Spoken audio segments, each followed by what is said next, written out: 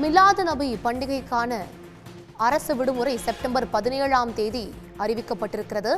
இது பற்றிய தகவல்களை வழங்குவதற்காக செய்தியாளர் யாழினி இணைகிறார். யாழினி, கூடுதல் தகவல்கள். மிலாது நபி செப்டம்பர் 16ஆம் தேதிக்கு பதிலாக 17ஆம் தேதி கொண்டாடப்படும் என தமிழக அரசின் தலைமை காஜி ஏற்கனவே அறிவித்திருந்தார். அந்த அறிவிப்பின்படி 16ஆம் தேதி ஏற்கனவே அரசு விடுமுறையாக இருந்த நிலையில் தற்போது அந்த விடுமுறை என்பது செப்டம்பர் 17ஆம் தேதி மிலாது நபியை முன்னிட்டு அரசு விடுமுறை என தமிழ்நாடு அரசு ஒரு அறிவிப்பை வெளியிட்டிருக்கிறது. முகமது நபியின் பிறந்த நாளை மிலாது நபி என இஸ்லாமியர்கள் கொண்டாடி வருகின்றனர்.